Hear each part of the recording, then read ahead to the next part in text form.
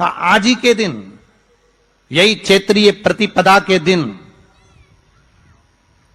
यही इसको कहते हैं नया संवत्सर, नया वर्ष। 9 दिन में एक दिन अगर घर में ज्यादा बीमारी फैल रही हो, कोई ना कोई बीमार पड़ रहा हो, तो 1 लोटा पानी सुबह स्नान कर कर घर के चारों तरफ घुमाकर नीम के पेड़ के नीचे नवरात्र में डाल देना। महाराज 3 या 4 दिन लगेंगे, आराम लगना चालू हो जाएगा, घर से रोग दूर हो जाएगा। शिव महापुराण की कथा कहती है, देवी भागवत कहती है कि माता का 9 दिवस तक स्थान नीम के पेड़ के नीचे रहता है। इसलिए आज भी दक्षिण दिशा में देवी की मूर्ति नहीं बिठाते, नीम के पेड़ को साड़ी पहनाते हैं, नीम के पेड़ का ही मांग भरकर मंगलसूत्र पहनाकर नीम के पेड़ का ही श्रृंगार होता है और नीम के पेड़ की ही पूजन होती है। दक्षिण दिशा में माता की मूर्ति विराजमान नहीं करते नवरात्र में नीम के वृक्ष की पूजन करते, क्योंकि देवी भागवत में स्पष्ट कहा गया, नवरात्रि तक मां जगत जननी जगदम्बा 64 योगिनियों के साथ में नीम में विराजमान हो जाती। 64 योगिनी। घर के अंदर बैठकर आप 27 मनके की माला जप रहे हो, घर के अंदर बैठकर 30 मनके की माला जप रहे हो, घर के अंदर बैठकर 108 मनके की माला जप रहे हो। आप जितने भी मनके की माला घर के अंदर बैठ रहे हो और जप रहे हो, उसका पुण्य आपको प्राप्त होगा, मना नहीं है, मिलेगा। पर रुपये में से 54, रुपये में से कितना मिल रहा है? 54, 25%। वही माला आप किसी मंदिर में, देवालय में, तीर्थ में जप रहे हो, उसका पुण्य मिलेगा केवल आधा, 50%, मात्र 50। महाराज, वही माला आप यदि पीपल, आंवला, समी, बेलपत्र, इन वृक्ष के नीचे अगर आप एक माला को लेकर बैठे हो और बिना आसन के, समी के वृक्ष के नीचे आप कोई मंत्र जप रहे हो, कोई बेलपत्री के पेड़ के नीचे मंत्र जप रहे हो, कोई आंवले के पेड़ के नीचे मंत्र जप रहे हो, किसी पीपल के वृक्ष के नीचे मंत्र जप रहे हो, तो वहां आसन लगाने की जरूरत नहीं होती।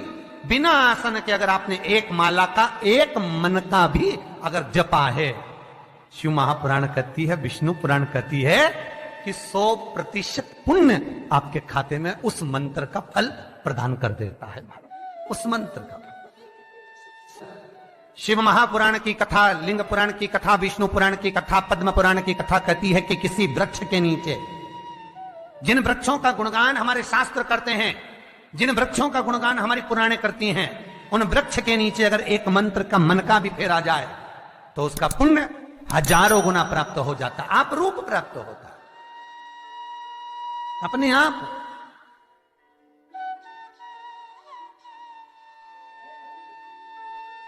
आप जिस पुण्य को करना चाह रहे, मेरा बहुत निवेदन है महाराज, बहुत प्रयास करा करो, प्रयास करना।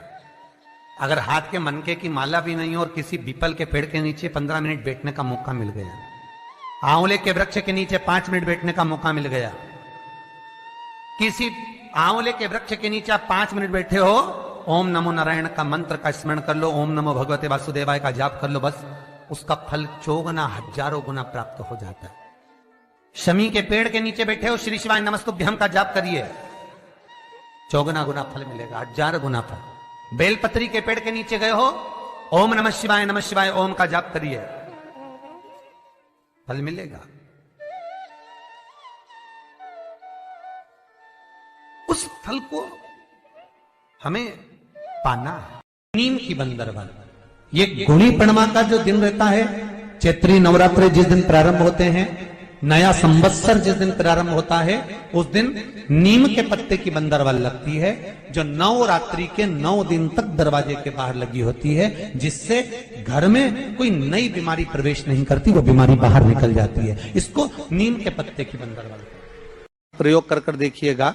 अभी तो नवरात्रि चल रही है, नवरात्रे में जब 5वां दिन नवरात्रे का रहे, चैत्री नवरात्रे का 5वां दिन रहे, और मान लो कि आपके घर में किसी बच्चे की, लड़के की या लड़की का या मंगल विवाह नहीं हो रहा हो, या शादी नहीं हो रही हो, या उस लड़के लड़की के लिए बहुत प्रयास कर लिया आपने और उसकी शादी हो ही नहीं रही, अथक प्रयास आपने कर लिया और उसका मंगल विवाह नहीं हो रहा, तो ये देवी भागवत में स्पष्ट कहा गया, देवी भागवत में वर्णन किया गया है,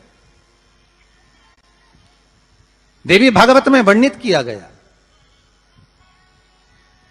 और देवी भागवत में कहा गया कि आम का जो पत्ते होते हैं, आम का जो पत्ता होता है, आम का जो पल्लव होता है, उस आम के पत्ते पर हल्दी और सिंदूर,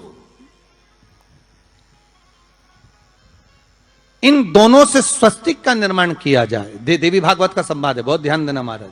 जिन कन्याओं का विवाह ना हो पंचमी के दिन, नवरात्रे की कोई सी भी पंचमी, मतलब जो पंचमी तिथि पड़ेगी, कोई भी नवरात्रा हो, चाहे वो 4 नवरात्रे में से, चाहे वो पौष का हो, अश्विन का हो, चैत्र का हो, आषाढ़ का हो, किसी भी नवरात्रे में आप कर सकते हैं। एक पान के पत्ते पर, एक ही पत्ते पर जो 2 स्वस्तिक बनेंगे, एक हल्दी का बनेगा, एक सिंदूर का बनेगा। बस अंतर इतना है, जो हल्दी का स्वस्तिक है उस पर कंकु के चावल अर्थात रौली के चावल, रोली कुंकू के चावल रखना है, और जो सिंदूर का है उस पे हल्दी के चावल रखना।